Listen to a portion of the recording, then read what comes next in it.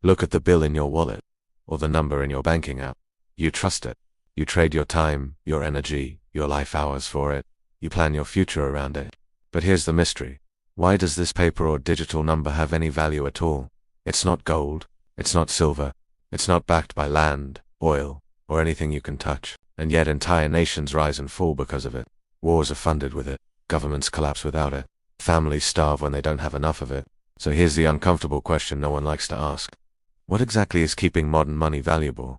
And what happens when that illusion breaks? Because if you look closely at history, every major empire believed their money system was different this time. Every civilization thought they had mastered currency, and every one of them eventually discovered the same brutal truth. Today, we're going to uncover how paper money became powerful without being real. Who designed this system, how the illusion is maintained, and why cracks are now forming beneath it. And by the end of this story, you may never look at your paycheck the same way again. To understand the illusion, we have to go back to a time when money didn't rely on belief. For thousands of years, money was simple. It was something you could hold. Gold coins, silver bars, copper pieces, shells, salt, grain. These weren't valuable because the government said so. They were valuable because people everywhere agreed they were scarce, useful, or difficult to produce. Gold, in particular, became king. It didn't rust. It was rare. It couldn't be printed. And it forced governments to live within limits. If a king wanted to wage war, he needed gold. If he ran out, the war ended. That limitation was inconvenient for rulers, but protective for citizens. Then came the bankers. The illusion began quietly, not in government buildings, but inside private vaults. In medieval Europe and China, merchants grew tired of carrying heavy gold across dangerous roads, so they started depositing gold with goldsmiths and receiving paper receipts instead. These receipts said, "This paper represents gold stored safely in a vault." At first, it was honest. One receipt equaled one piece of gold. But then someone noticed something dangerous. Most people never came back to claim their gold. The gold just sat there, motionless, untouched. So goldsmiths made a discovery that would reshape civilization. What if we issue more paper claims than gold we actually have? If nobody redeems them at the same time, no one will notice. That was the birth of fractional reserve banking. Banks began lending money that didn't exist.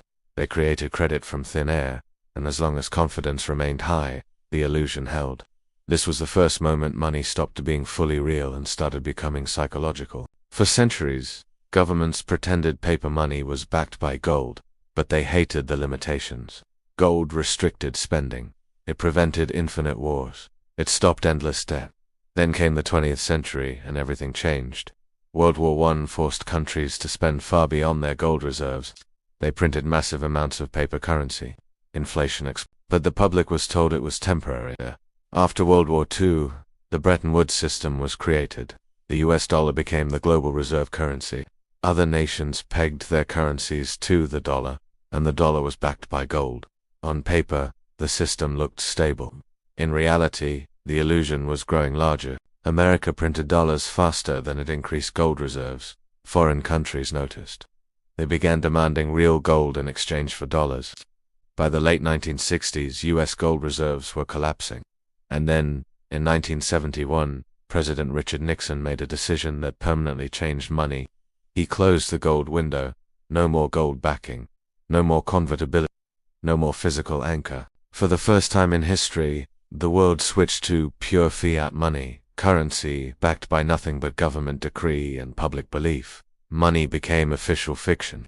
So if money isn't backed by gold, what keeps it valuable? 3 invisible forces: trust, debt, and enforcement. First, trust. You accept money because you believe others will accept it tomorrow. That belief is reinforced by habit, tradition, and government authority. Second, debt. Governments create money by issuing bonds. Banks create money by issuing loans. Almost every dollar in circulation exists because someone owes someone else. This means the money supply grows through borrowing. And here's the trap. If everyone tried to repay all debt at once, there wouldn't be enough money to do it. The system requires permanent debt to survive. Third, enforcement. Taxes must be paid in government currency. Salaries are denominated in it. Legal systems enforce contracts using it. You don't use fiat money because it's valuable. It's valuable because you are forced to use it. That's the illusion. And as long as people keep working, borrowing, and paying taxes, the illusion holds. But every illusion has a limit. The problem with fiat money is simple. There is no natural stopping point. Governments can always print more. Politicians love it because it avoids raising taxes. Central banks love it because it stimulates short-term growth. But printing money doesn't create real wealth. It redistributes it.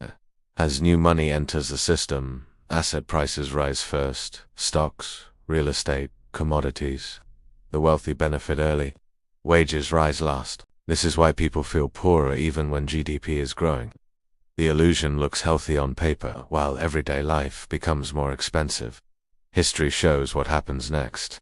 Inflation, currency collapse, social unrest. From Weimar Germany to Zimbabwe to Venezuela, the pattern repeats.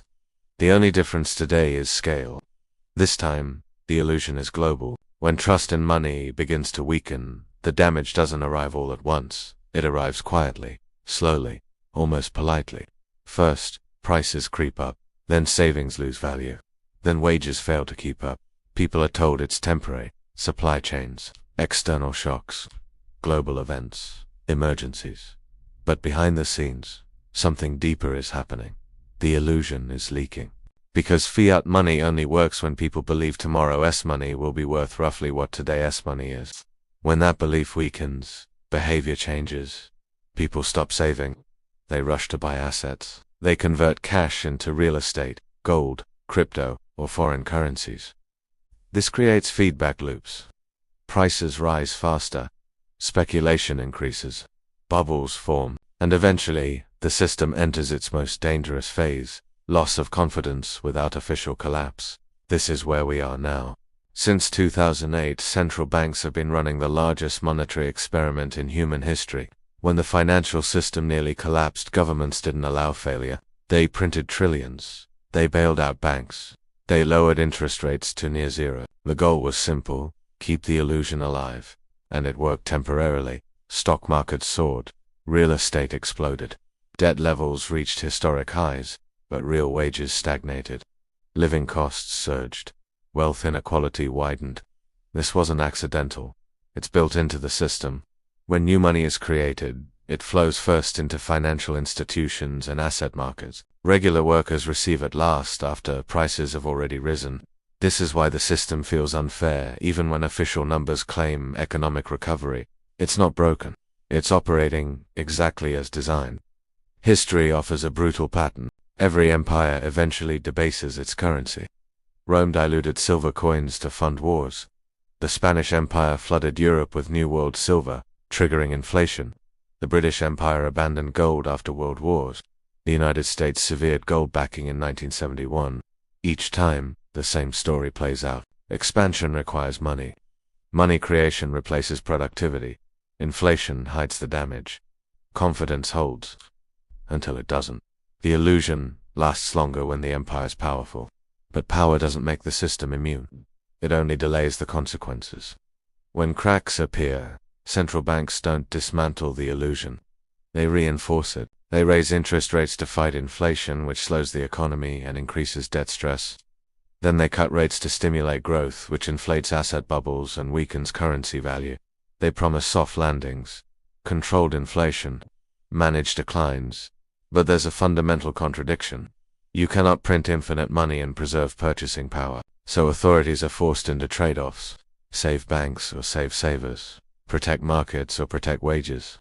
Maintain stability or preserve trust. Usually, they choose markets. Because when markets crash, political power collapses. Now a new layer is being added to the system. Digital money. Central bank digital currencies promise sufficiency, speed, and transparency. But they also offer something else: total control, programmable money, spending limits, automatic taxation, behavioral restrictions. It's the evolution of fiat, not toward freedom, but toward tighter management of the illusion. Instead of fixing the core problem, unlimited money creation, the system is building stronger tools to enforce usage. The illusion is becoming smarter. But smarter illusions don't last longer. They collapse harder. So why hasn't everything collapsed yet? Because the system feeds on routine. People wake up, go to work, pay bills, scroll headlines, Complain about inflation, repeat. As long as daily life continues, belief remains. Collapse doesn't start with explosions. It starts with numbness, with acceptance, with quiet loss of purchasing power. By the time people realize what's happening, their savings are already gone. Here's the uncomfortable reality. Money has never been real. It has always been a story humans agreed to believe. Gold was valuable because we believed it was. Paper money works because we believe others will accept it. Digital money exists because we trust computer systems.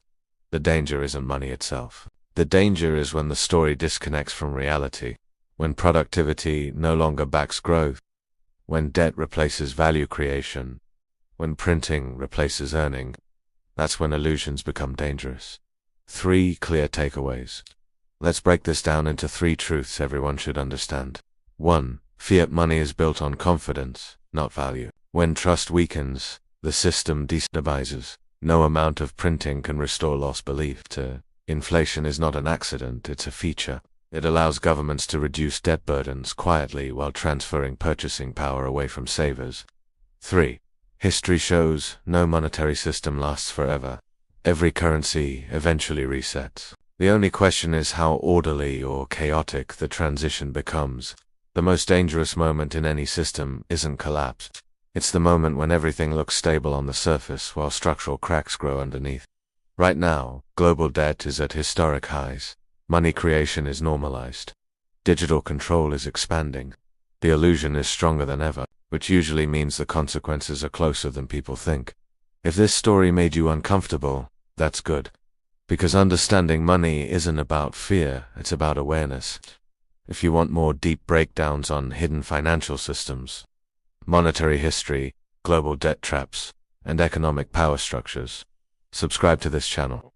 Like this video to push it into more feeds, and comment Money Illusion if you want the next episode on how debt-based money controls entire nations. Because the more people understand the system, the harder it becomes to control them with illusions.